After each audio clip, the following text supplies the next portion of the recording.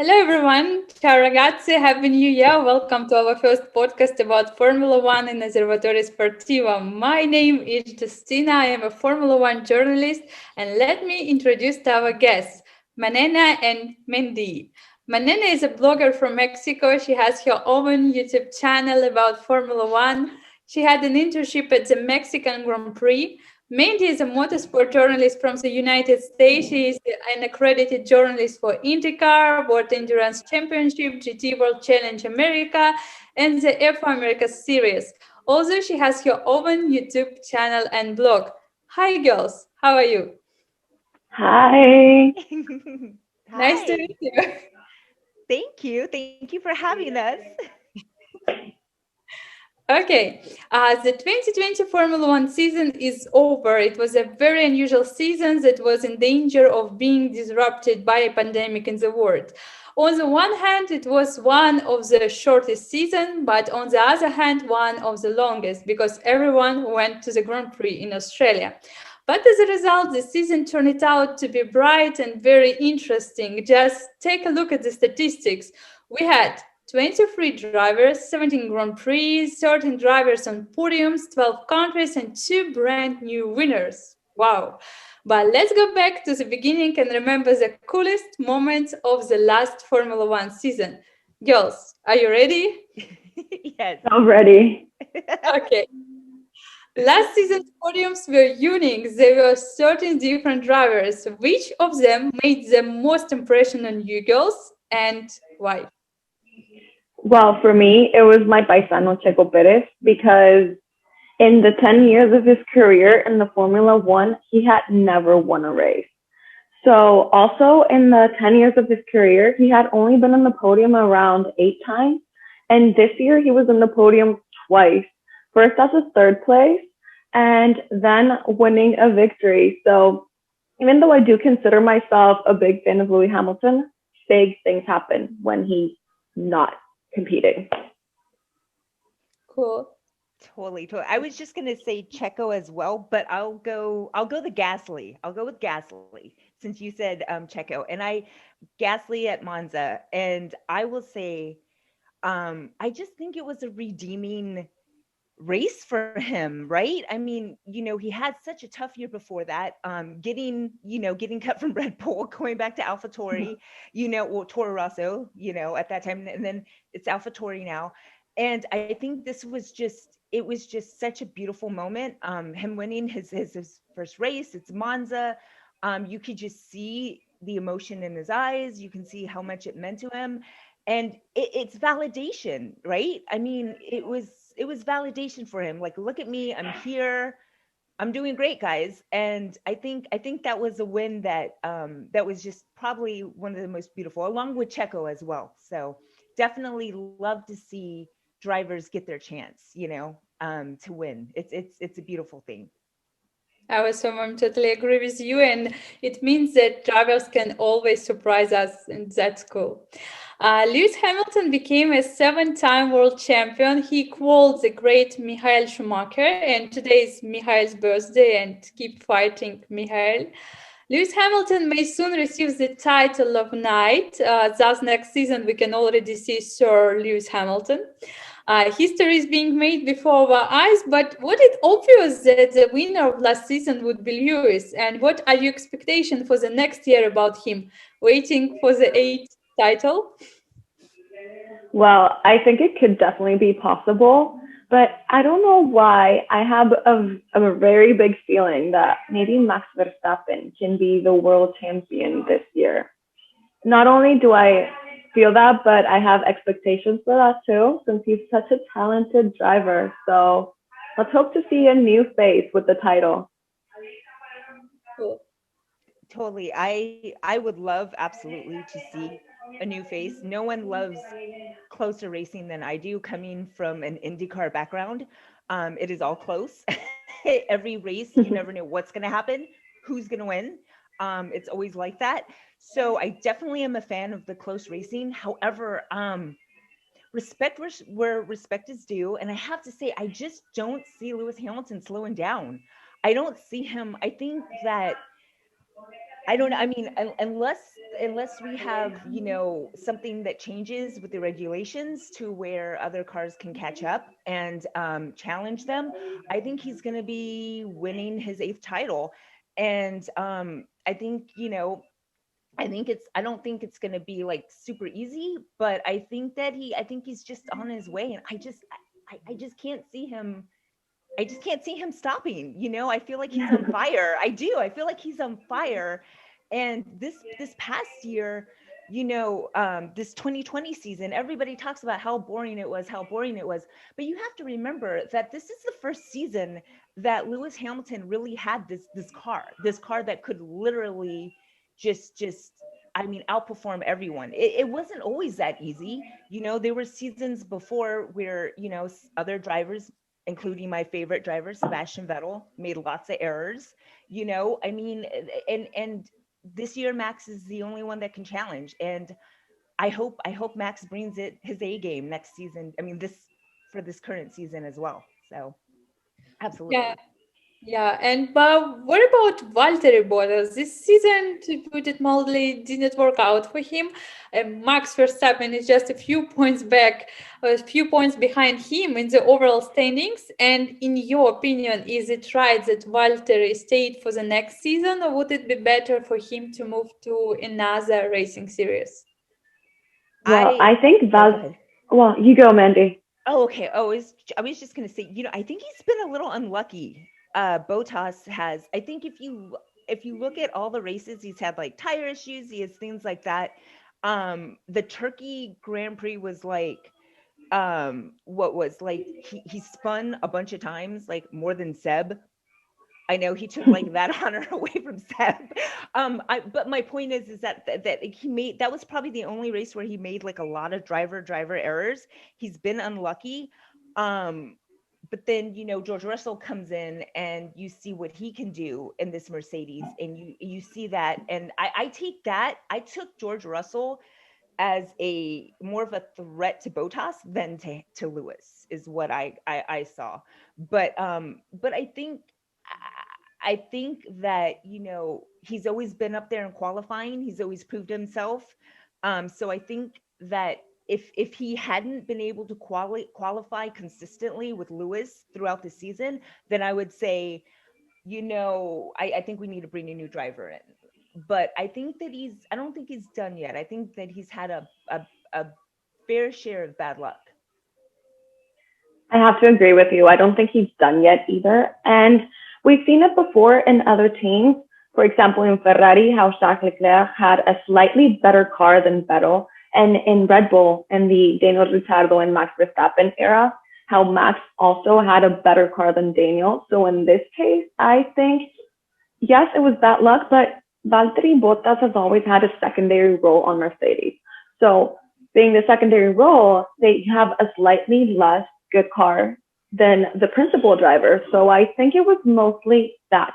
Valtteri performed amazingly due to the car he had compared to his teammate Lewis Hamilton. So I do also think that we're going to be seeing him a lot more. I would just like for his own team to give him more credit, because I've been rewatching the Drive to Survive Netflix series, and you can see how much fire is in his eyes and how competitive he is. And he says it all the time, that being Lewis Hamilton's teammate sometimes can be a pain because, well, he has the supportive role. Therefore, he's just like an assistant in a way. Yeah, thank you, girls. In my opinion, I think it's very difficult to play against such a teammate in psychological terms. And then, as Mandy said the young driver showed himself. Let's remember that Grand Prix when George Russell got the opportunity to drive for Mercedes at the Sakir Grand Prix. The main question is the puncture of the wheel. Was it a coincidence or some pre-planned action? You know what? I would say Oh. if it was Ferrari, it was planned. If it was Ferrari, I would totally say that was planned. Okay, I'm joking. That's cool. I'm joking, kind of like, haha, kind of joking, because we all know. Kind of, but not. Totally true. No, yeah. I don't see that. I don't see that as on purpose for Mercedes. Mercedes is such a top-notch team. They are so consistent. They are so every now and then they have the like, oh, that moment, right, where they did the pit stops, right? They're putting Botas tires on George Russell's car and stuff like that. And then we've seen there's always like one or two races, right, where they messed it up, or they take too long for a thing. But overall, they are like always giving them, I think, the best. Now, Lewis does get the best strategy. There's no doubt about that. Just like what we were saying earlier, as you know, him being the first driver and everything like that, he does get like that. But I would just say that I don't think it was on purpose. I think that was just like the perfect storm happening in a bad way for Russell, you know. And then for Bottas, Yeah. yeah, totally. But like I said, I stick to that. They're not Ferrari, so. To be honest, I don't have such a big opinion on this. At the moment, I thought it was on purpose, but right now, I honestly do not have an opinion because it doesn't matter how big of a team you are, everybody makes mistakes, you know? And the wrong tires can go on the wrong car. I just think it was a matter of bad luck, bad timing. George Russell proved to everybody what Lewis Hamilton's car can do. I mean, George Russell was always at the bottom of the grid. And here he was leading the race for a really long time. So he actually proved Max Verstappen's assumption that it's not the driver, it's the car. So I think it was more bad luck. Yeah, it could be as well. Thank you for this opinion, girls. But let's stay on the topic of young drivers. The 2019 season was a disaster for Pierre Gasly. Exception is only for the Brazilian Grand Prix. But what a revival we saw last year. What a race in Monza. Tell us about your impressions and thoughts about that Italian Grand Prix. Oh, that was one of the most exciting Grand Prix. All new faces on the podium. And my favorite driver is Carlos Sainz. So I loved seeing him on the podium. I really have big expectations for him on Ferrari next season. And I would definitely like to see him win many more races because he is such a talented driver. And I feel he's so strategic. So yeah, I loved that race. It was such an exciting one. That race, you know, let's just be real. Up until that point, um I struggle with this because I say, you know, F1 was a little, we all know, let's just put the elephant out in the room. This year, when you have you know, the Mercedes dominance 1-2 consistently, it does, it makes it a little bit less entertaining, right? I mean, even the announcers are saying that, and I love F1 to death because F1 is amazing. But this was like one of those races that made me fall in love with F1 all over again. Because that battle at the end between Sainz and Gasly, is he going to catch him? Is he going to catch him? Can he catch him? Go! Is he going to do it? Is he going to do it? It's like what I was like screaming at the TV. Is he going to wait? He might just do it. And then you hear Sainz get on the radio. I want this win, or whatever he said. Remember, he said, I want this win, or whatever. And you're just like, oh, he's going for it. And it was just like, it was just amazing. It was one of those just like exciting, thrilling races that you just, yeah, definitely one of the best, I think, races of the season, hands down. And I couldn't agree more. It was so good to see Sainz there as well, get that podium. I'm so ready to see him too in Ferrari. I'm ready to see him do great things. And yeah, I'm ready. You know, I'm ready for that. So absolutely. Sorry, I got a little excited there. Yeah, perfect. Carlos Sainz had an incredible race in Monza, but Lando Norris was also on the podium at the Austrian Grand Prix. And in general, McLaren had been very strong all season, third place in the Constructors' Cup, and a real revival. But let's talk about new drivers' contracts. Carlos Sainz goes to Ferrari, as we said before. Sebastian Vettel to Aston Martin, Sergio Perez to Red Bull, Daniel Ricciardo to McLaren, Fernando Alonso returns. And which of these solutions seems logical to you, which doesn't? And in general, your thoughts on this rearrangement? Ooh, I am so excited about Checo Perez on Red Bull, especially because it's the first time he's on a top tier team. But Aston Martin has so much to give. I feel that they proved that with Racing Point this season, how well Checo Perez and Lance Stroll did. So maybe Vettel has a reason to redeem himself. Maybe he's going to perform epically on this season. So I'm really excited to see him. I was going to say, y'all couldn't agree with you more. Absolutely. And then, what I want to say is that this year, let's just be real.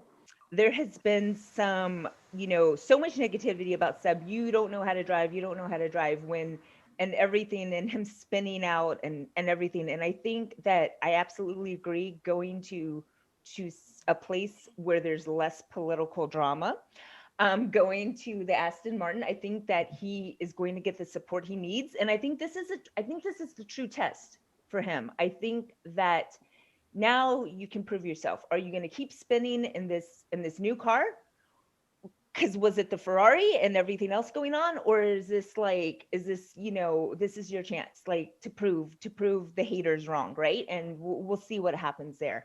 Obviously, he's my favorite driver, but I try to be unbiased when it comes to him, because he has it's a complicated relationship there with Ferrari. Absolutely. Checo at Red Bull, totally excited about that.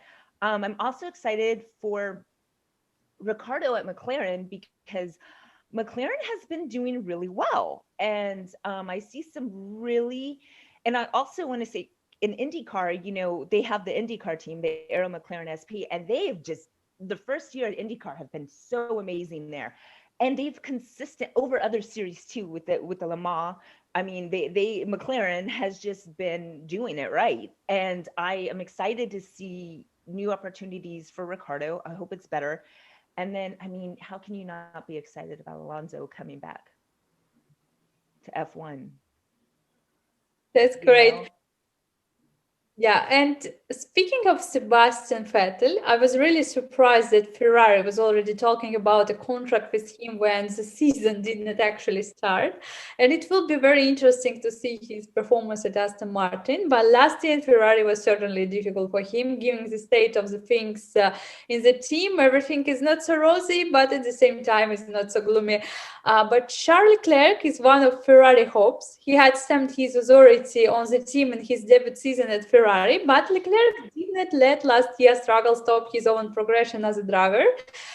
And what do you think about the future of Charles Leclerc? Has he a chance to become a world champion with Ferrari? Ooh, I have such big hopes for him. I do think he does have the opportunity to become world champion. He has also so much fire and like that kind of healthy aggressiveness. He is a very ambitious driver. And what I've been talking with other people is that he's like he brings you back to the old days of the Formula One. He looks so classy. He's such a gentleman. He has this appearance to him that just screams world champion. So I really do have high hopes for him. I just do think that Ferrari have to do a little bit better with their car because they have been champions for so many years. I want to see them coming back to winning that title. 100% agree. And I think that if Ferrari can do their end on their end and give him and Signs a good car, I think that's the thing too. I want to bring Signs into this a little bit too, because it's a team. Yes, at the end of the day, there is one driver, but Mercedes has been able to win these championships because they have both drivers at the top, and you need both drivers at the top. So I'm hoping that Ferrari can do that, can absolutely, I know they have all their eggs in a basket for Leclerc, and he deserves it. And I think that he's such a talented driver. And you have to also remember something about Leclerc.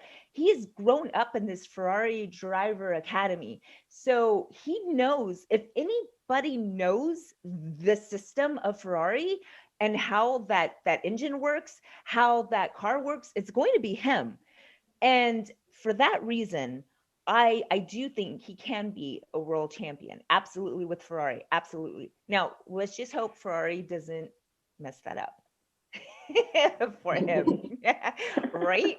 No, but seriously, and I do it's like what, we were saying, the healthy aggressiveness. I do love that. I love when drivers have that fire in them, because there's nothing worse than having a driver just not go for it, right? I mean, you want to see that driver go for it. That means they have that passion. It means that they have it in them. They have that racing spirit. So, and he definitely has the racing spirit. Sometimes he's way too hard on himself, but I agree. right, like sometimes I'm like, oh, don't talk to yourself like that. I'm just like, Yeah. oh no. But yeah, he has the glam look, he has the looks, he's got, hopefully he'll have the car, but he's definitely got the talent. So, he's the full package. So totally. Definitely. Yeah, cool. Yeah, I think as Manena said at the beginning of our conversation, that one of the brightest competitors for titles in the future is also Max Verstappen. Very confident driving style, sometimes aggressive, but this guy knows what he wants. Being Max teammate is not the most enviable dream, as the turnover of drivers at Red Bull shows. On the supportive driver. So I think this is what actually makes them loser seats in a way, I would say. So yeah, I think Max Verstappen is definitely the favorite, and we've seen it so much because actually, if Max Verstappen doesn't win at least third place in the driver standing, he has a big, well, his contract is open for him to be on any team he wants. So Red Bull does focus themselves because they do want to go back to winning the championship. So I think the focus is always on Max. Therefore, that makes other drivers have to leave the team, not want to leave it, but have to leave it. That's such a good point. I couldn't agree with you more. I think that's absolutely the case. I will say I'm a little more cutthroat when it comes to this kind of stuff too. And it is, I do have sympathy. I do have empathy and sympathy for the drivers who have to go up against Max, because you're never going to be the number one. Never. Maybe when he's like Kimmy's age, but still driving, then you could be the number one driver. But the thing is that this is racing. And here's the thing. A lot of people forget about this because we get so caught up in the glamour. We get so caught up in the drivers' personalities, in their private life, that we forget this. At the end of the day, this is a business, and there's sponsorship money on the line. This is especially true with IndyCar. That stuff's always changing. And at the end of the day, you have to have a driver that's going to put you up, up top. You want that. If you're going to fight Mercedes, you have to have the best on your team. And I think it's a little unfair. Maybe they didn't give them enough time, but we're racing. This isn't a tea party. We're not having tea together. This is racing. This is racing. And if you can't hold your weight, then you have to get out.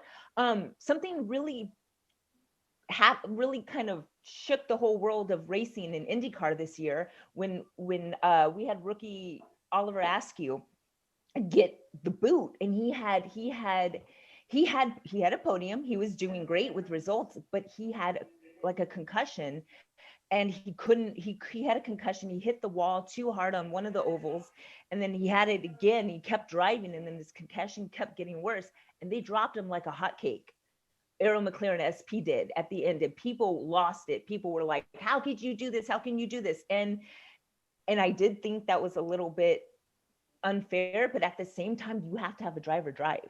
And that's kind of what I'm going back to what we're saying about with Max. You have to have someone fighting on that top tier. And I think Albon made so many mistakes, and I just think that Albon made a lot of mistakes, and I think I have to say it was the right call for Albon. I definitely think it was. And I'm excited to see someone like Checo on more on that caliber.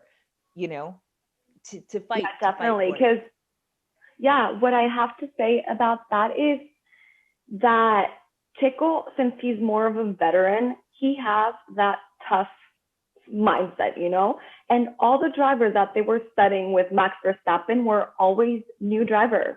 So they come here very vulnerable, trying to get used to a new category of competition. And not only that, they have to be paired up with one of the strongest drivers in the Formula One. So I do think that Tickle can kind of have that tough mindset, and maybe he can actually push Max Verstappen, and they can both have like a healthy competition, we could say.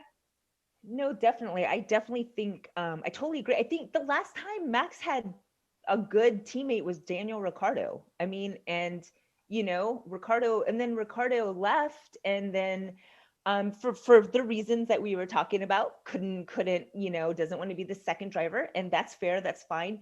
But I couldn't agree with you more. You keep having these younger drivers in Red Bull that aren't up to par, with Max Verstappen. And I do think Checo can add a lot, which reminds me too. I think that's why the Stroll and Vettel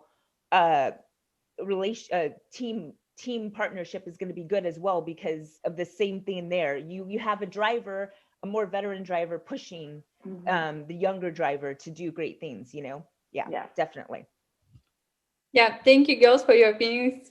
Great opinions. And me, I think that a lot of drivers leave undervalued, not only from Red Bull, but also from other teams. Sometimes they don't have enough time to open up. But there is another example, Nico Hülkenberg. He spent 9 seasons in Formula One, but he never went up to the podium. But last year, he replaced some drivers for 3 times and was even a contender for a seat in Red Bull. In your opinion, for 10 seasons, Nico was not able to open up enough, or the matter was not in him, but in the car? I think it was very much the Jacques Leclerc problem that Mandy was saying earlier. Nico Hülkenberg is so hard on himself. And for the same reason that he's frustrated that he hasn't been winning any races, that he hasn't been on the podium in his long career. So it's perfectly understandable, but I don't necessarily think it's the car in his case, because he's been in a lot of teams and he still has not achieved a podium. So he's like a Formula One icon, but I think that's pretty much the only reason why he's in the Formula One, because he's iconic, not necessarily because he's the best driver out there. Totally. I totally agree with that. And I will say one thing though about Hulkenberg. I think also it's I'll kind of throw this in too. I think it's also been about luck too, right? Like when he first came into Formula One, people were like, oh, he's going to do so well. And then you see in Formula One, you can really see the drivers and where they go on what teams, which is why George Russell everyone's like, oh my God, get him out of there and put him in the Mercedes, right? Because they want him, they don't want your career to just die, like that. And I'm not saying that Nico Hulkenberg, I don't think he was maybe given the best chance to prove himself. He did really well in a good car, with the Racing Point. And then, we all know what happened there. And then it was good until it wasn't good. But in that race. But like, I think that, I think that he is a versatile driver. I think I would love to I want him to come to, this is my theme with everything. I want him to come to IndyCar. I always tell all the drivers from F1, I'm like, come to IndyCar. No, but I think he would do well at IndyCar, because I see him more as I think he's a great driver, and you have to be a great driver you have to be a versatile driver to be in a series like IndyCar. I would love for him to come to IndyCar or another series. I just think Formula One, you're good for a stand-in, but try another series. I think that he could have like, I think that he could have potential in another series. Definitely. Yeah, like Stoffel Van Dorn. Once he left the Formula One, he's doing amazing on Formula E. And is Kevin Magnussen going to Indy this year? We There don't were know some yet. rumors about it. Yeah, well, there's still, there was rumors too with Grosjean talking to AJ Foyt Racing, and those rumors. But then the horrible incident happened with him here, and everything's put on hold and everything like that. I do believe, but Kevin Magnussen is doing he's doing IMSA. So he's kind of doing which is really cool. So he's going to be doing IMSA and doing like the LMP2 series, which is, but let's not forget that has ties with IndyCar. So what a lot of those drivers, a lot of team owners like Chip Ganassi, what they do is they will put you in a series like that, and then see if how versatile you are, how you're doing with the team, and then they might give you opportunities into IndyCar. And his dad did IndyCar. Kevin Magnussen's dad did. So I mean, it would be cool. It would be really cool. It's not impossible. But yeah, I mean, but he is literally doing IMSA, so it's like, well, you know, that's kind of that has ties into IndyCar. So yeah, so you never know. But like I said, I tell everyone to come to IndyCar. I want Lewis to come to IndyCar when he's done. I want Sebastian Vettel to come. I'm always like, please come over. Yeah. That's cool. We talk about the return of the drivers, but let's talk about returning tracks. Turkey, Imola, Nürburgring, and a new one has appeared in Portimao, Mugello, and there were crazy races everywhere. In your opinion, should Formula One make a calendar with different tracks every year, or still stick to the traditional format? Well, I think I like the traditional one. I missed Monaco this year. Yeah. It was probably the first year that Monaco wasn't in the calendar. But it's like seeing new faces. I mean, once you keep on having the same tracks, you already know how the track goes. Even the drivers do. So that makes them a little bit easier for the spectators and the drivers. So when new tracks come along, it's a bit more exciting because you don't know what to expect from them. Totally agree. I think, you know what? I think it would be so cool if they did. I think it would be cool if every season, from here on out, they pick one track where they wrote like a new one, right? So, like, for instance, this season, they're like, oh, we're going to throw the Mugello one on, or, and then this next season, we'll throw in, the Portugal one. Or do you know what I mean? I think it would be kind of cool if they did that, because it also gives other countries, other opportunities. And it is exciting to have a new GP on the calendar, Yeah, totally. Cool. Yeah, cool. As we can see, the returns were different. So even the returns of the audience took place not only for 4 races. Why is racing response better than without? I mean, because when you don't have fans, you have Lewis Hamilton winning his seventh title with nobody there. Because he's like, and you could hear him tear up in the car, but when he got out of the car, it was like, I know he was happy, but let's just be real, it's not the same. He doesn't have those fans there like cheering him on. You need the fans. And then let's talk about that robot podium, right? Like, that was fun and all, but like, come on, it's like we need some humans in here. We need some human interaction. And the fans are so important. They're so important to the sport. They make the sport better. They motivate the drivers. We need the fans. We need the fans there. We need to have them there.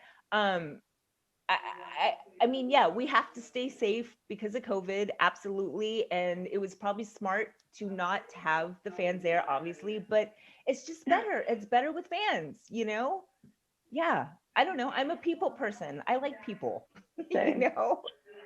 Yeah, I agree with Mandy. I mean, the energy is definitely different. Yeah. And motorsports, like, there's so much adrenaline. It's not so much like going to a concert. Sometimes you go to concerts. I mean, me as a Mexican, concerts are wild here, but I've seen concerts in so many other countries, and I mean, people sometimes don't dance. Here, the sound of the engine just, it's impossible not to feel the adrenaline. So, and the screens and all the voices and the fan talking, that gives even the drivers so much more adrenaline too. So yes, definitely. Motorsports without fans is like a concert without no dancing. Totally agree with you, girls. Yeah, there were also a lot of restrictions for the media last year, and if everything will be fine, cross fingers, next season, what race would you like to visit, girls? Oh, All of I've them. always wanted to go to the Monaco one, but I also like Baku. I mean, those kind of like street style racing, those are the ones that are the most exciting for me. I'm gonna go with, well, obviously I want to go to like every single one, but if I have to, obviously, but if I have to pick one, you know what, I'm gonna go with Spa, just because of the track, the history, I love technical tracks, which is why I'm so glad that I'm here in Austin, because Coda is such a technical track. And I love the just super technical tracks. And I am like that. And don't get me wrong, like I am all for street courses and things like that. And I think those are fun, but I don't know. I think that if I could just pick one for the year, that would be it. Totally. That's cool. I have been in Baku and I really like it. It was just amazing place. My dream is to go to Spa and to Brazil. I planned it last year, but it was impossible, unfortunately. But anyway, girls, that's really cool, and I hope to see you there somewhere on the tracks. And I would like to say you thank you for this wonderful conversation. And Manena and Mandy were with us. Happy New Year, everyone. Be healthy and happy. Rita Osservatore Sportivo, and see you soon. Bye bye. Grazie. Ciao, ragazzi.